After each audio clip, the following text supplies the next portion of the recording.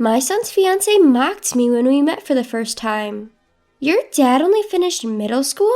Seriously? Can you even get a job with such a low academic qualification? She laughed heartily. Her father chimed in. I can't believe he's an unemployed high school dropout, and belittled me.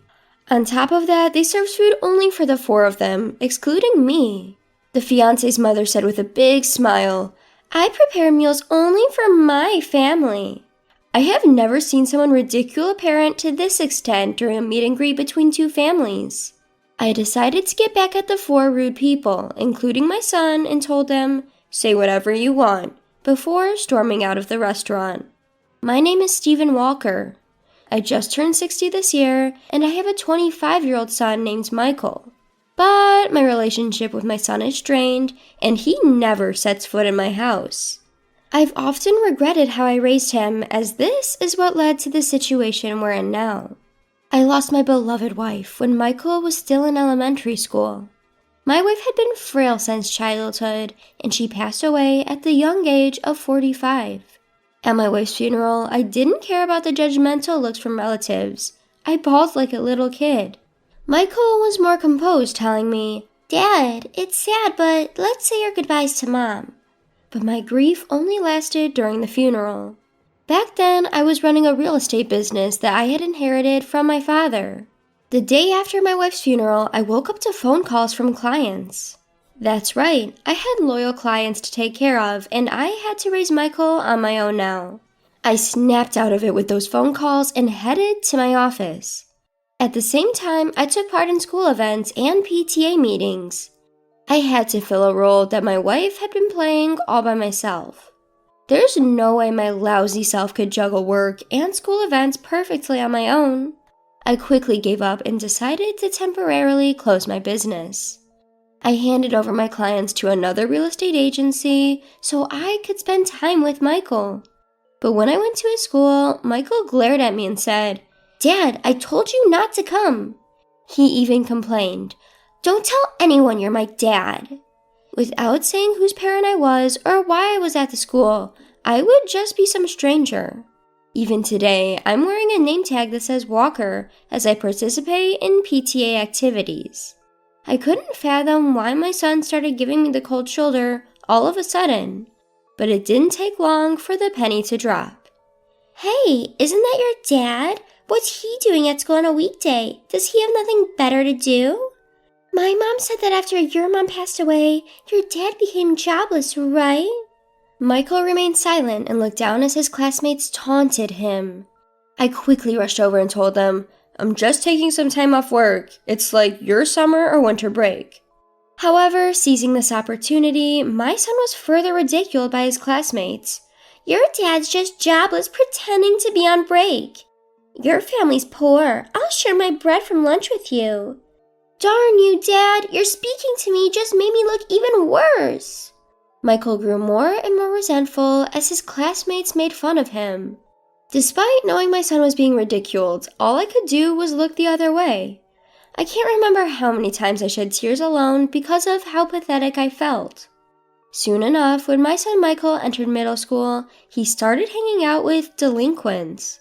He would sleep over at friends' houses and hang out at some gas station's parking lot until late at night. Back in the day, cell phones weren't very common, and it was quite rare for a middle schooler to have one. Michael started coming home less and less, and I had no clue where he was or what he was doing. All I would do was apologize when I got calls from the school saying, There's been a complaint from a nearby gas station. Whenever I went to Michael's school, Michael and his rowdy classmates would call me names like good for nothing and bottom of the barrel while throwing empty cans at me. Michael had become more violent since entering middle school, and I was scared to even talk to him, not knowing what he might do. I wish I had handled things better when he was still in elementary school, but what was the right way for a parent to deal with a child's bad behavior? I had no idea how to communicate with a teenager and was utterly baffled. He skipped school without a care and even ran away during classes. His grades were rock bottom. At a parent-teacher conference, they told me that there's a private high school where even Michael could get in, and I was relieved. I'm glad there was a high school he could go to. The environment and his classmates would all change, and I thought maybe he'd calm down a bit after going to high school. Just as I hoped, after starting high school, Michael began to take his classes seriously. He studied hard and started scoring a bit above average on tests. And he even made it to college. But his disdain for me remained the same even after going to high school. He continued to bounce from one friend's house to another, never stopping by home. After getting into college, he started living alone in a dorm, and he paid his tuition by working part-time. He was living independently, which was commendable, but he was cold as ice towards me.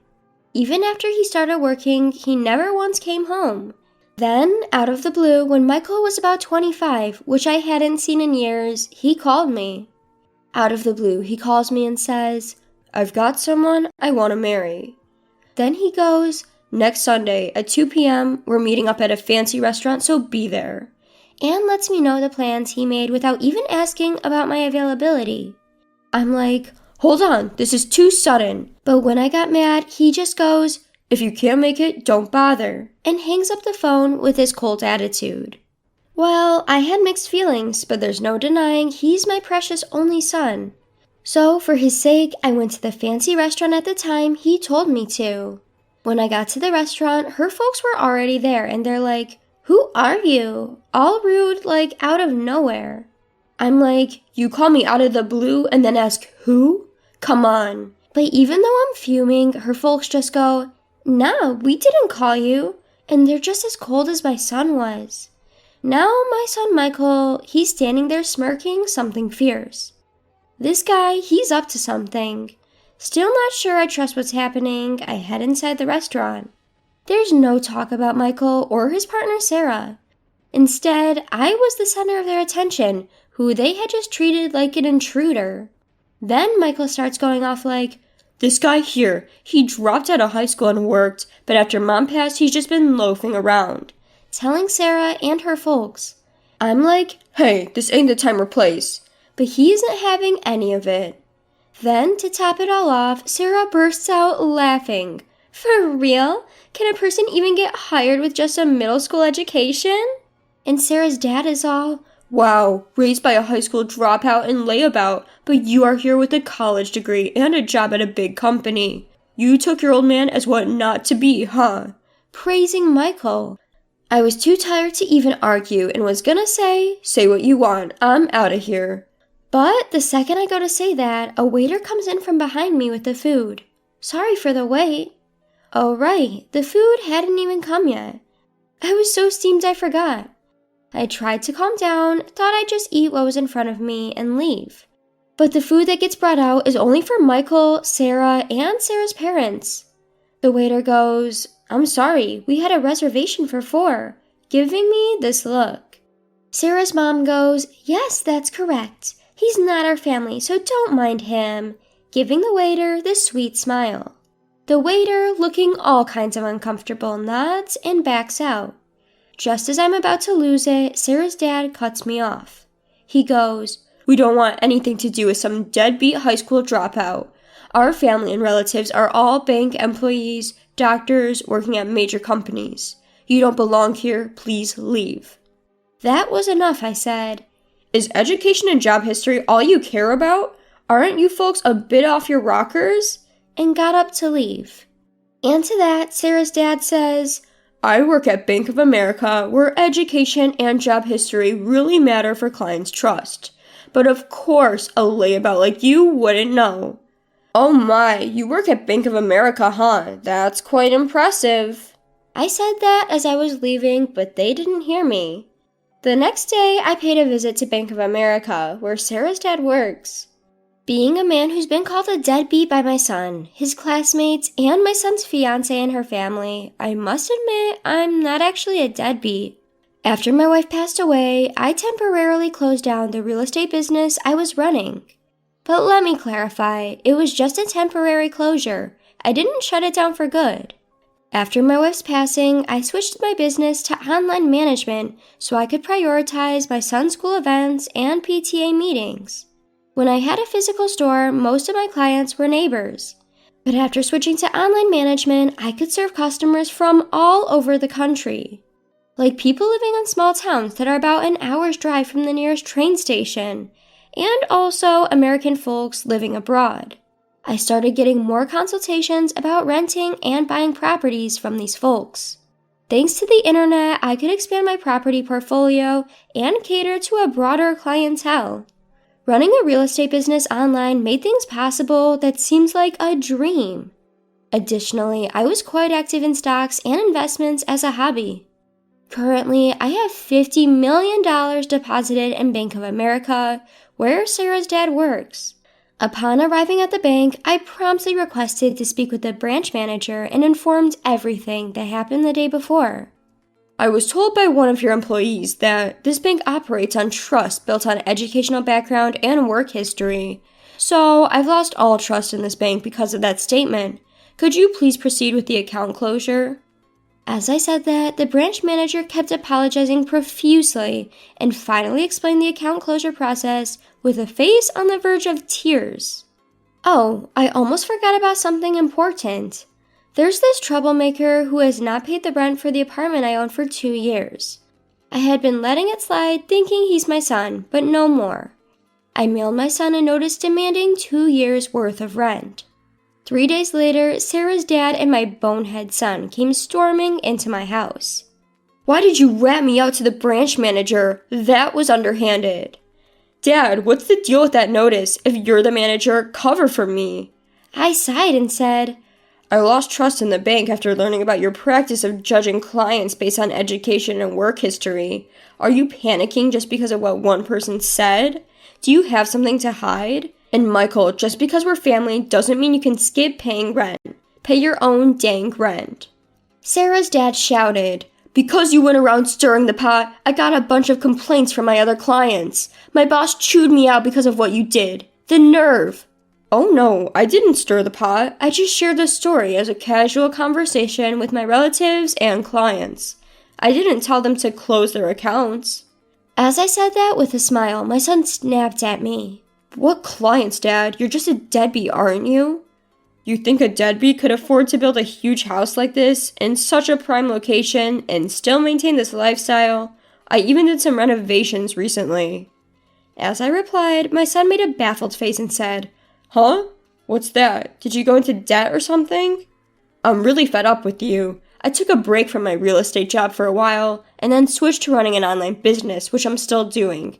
How many times do I have to tell you I'm not a bum? With my words, my son turned pale as a ghost. What? I had no clue. I thought you were just working part-time. Sarah's dad started yelling. You're a real piece of work, keeping your occupation secret, even from your own son. I got annoyed and said, Say whatever you want, as I closed the front door.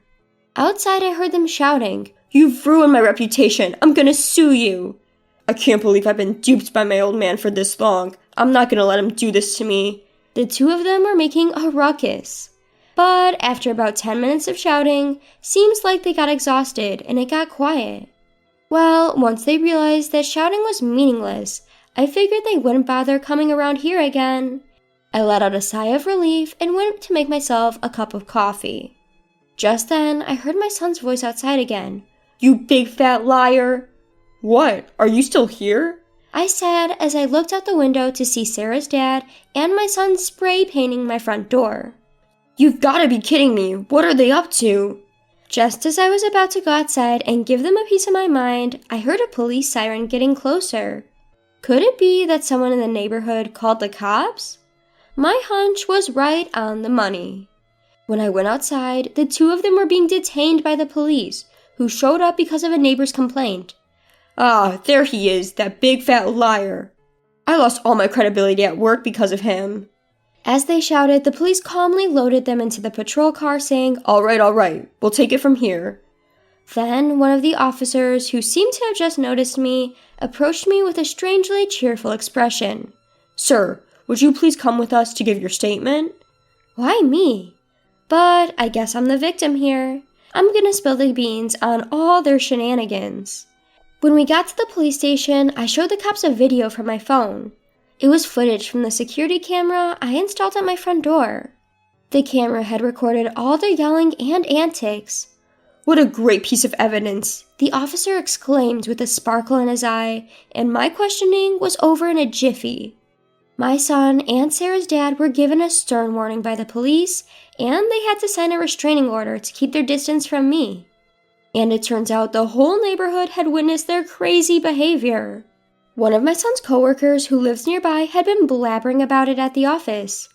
"Hey, you won't believe it, but Michael was caught spray painting his own father's house and got hauled off by the cops. I was so shocked, I recorded the whole thing." My son became the talk of the town at his workplace and with clients, and his boss ended up demoting him. I went to report the incident to Bank of America again, where Sarah's dad worked. When I showed the manager the security camera footage on my phone, his face turned white as a sheet. I heard that Sarah's dad finally got fired, and naturally, she called off the engagement with Michael. Michael and Sarah's family both fled far away to a rural area. Apparently, Sarah's parents even came to work part-time at the gas station in the sticks, run by my brother. "They're no good. Couldn't get the hang of stocking shelves no matter how many times I showed them.